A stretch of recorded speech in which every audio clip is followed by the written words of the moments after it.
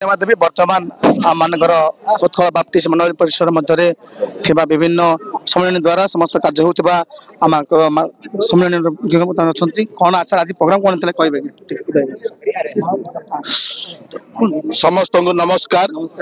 आज एक विशेष आनंदर दिन एथिपाई आम उत्कल बाप्टिस्ट मंडली सम्मेलन एक अंग होची पुई बाप्टिस्ट मंडली सम्मेलन। तेणु पुई बाप्टिस्ट मंडली सम्मेलन कर्मकर्ता माने उत्कल बाप्टिस्ट मंडलीर समस्त कर्मकर्ता मानकु आज केन्दुसाही शाखा मंडलीर छात ढले कार्य पाए निमंत्रण करथिबा हेतु सेमानकर प्रेम पाए आमे धन्यवाद करूचु आ प्रभु को धन्यवाद दउचु।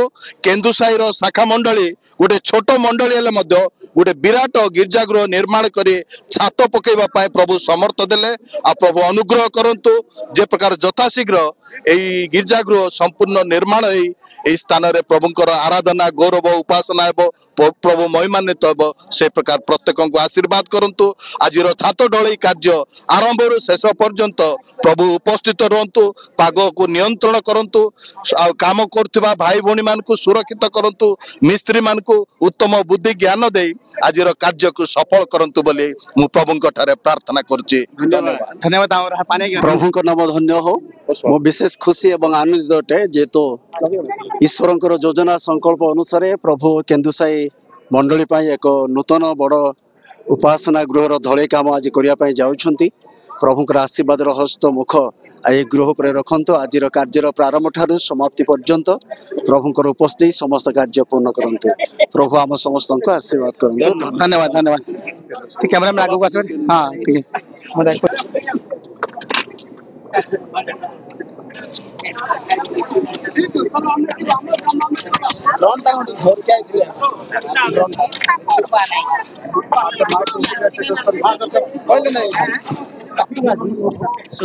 बर्तमान कोई मंडली सम्मेलन अंतर्गत प्रभु महान दास जे कि नेतृत्व नि सरपंच महाशय अच्छा आज छात ढली सफल आप मनर मंतव्य कहते।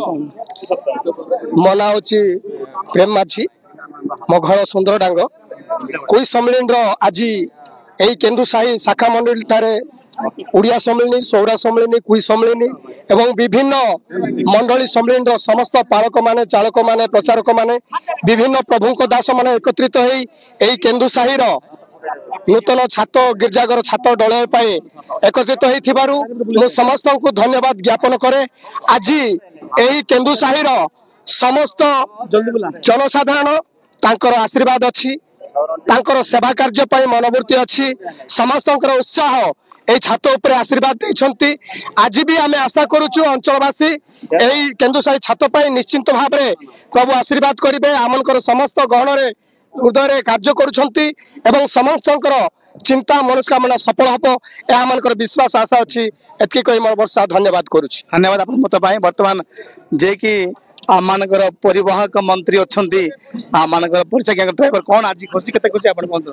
आज मु बहुत खुशी अच्छी कारण एत बड़ देखा गले केन्दुसाही एत बड़ गोटे प्रभुंर गृह छात ढलई कार्य चली देखी लोक अनेक लोक एठारे जोग देवाई आसी समस्ते आनंद सहकार उपभोग करुछंती जे आज ए प्रभुंक गृह केन्दुसाही जो चर्च ढलई कार्य चली से कार्य को जे से सफल मंडित करने निमंते समस्त आगभर अच्छा। धन्यवाद बहुत धन्यवाद। प्रभु आशीर्वाद करंतु। बर्तमान विशाल बड़ छात्र ढलई कार्यक्रम रही बैठ ये रखुचु प्रभु को इच्छा है चेष्टा करबो। नमस्कार धन्यवाद। तथा उत्कल बाप्टिस्ट मुख्य कर्मकर्ता तथा उत्कल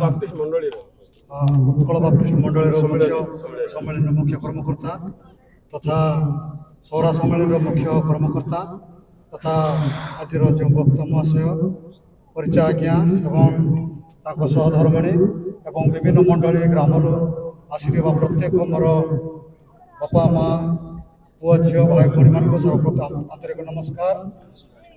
यह समय आज समस्त कार्य परिचालन करने मंडली पक्षर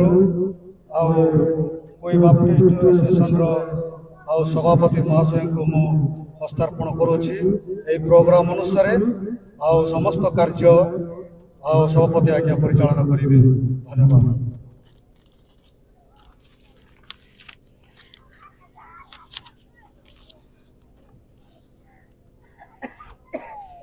विशेष धन्यवाद प्रभु आमको ये सुंदर अवकाश देले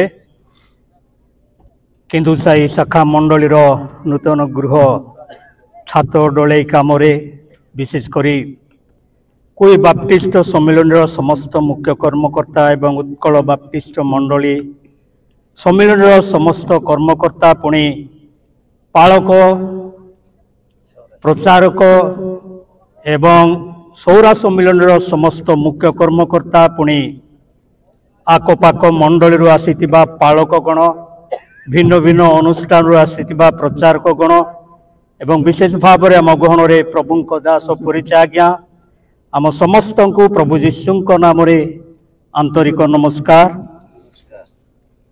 यही समय पवित्र धर्मशास्त्र गोटे अंश आम पाठ करवा ता हूँ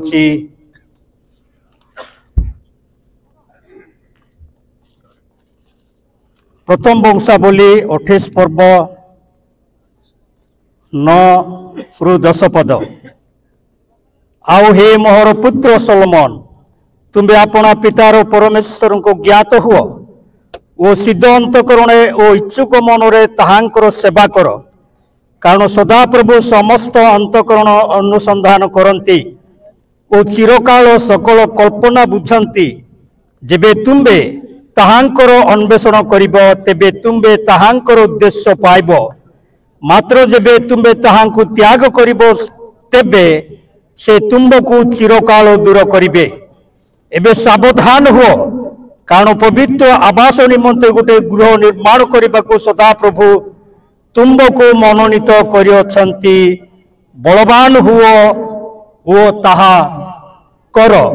प्रभु ये पठित शास्त्र वाक्य एवं पठन रे आम समस्त को आशीर्वाद करंतु। यही समय गोटे गीत आमे गाइबा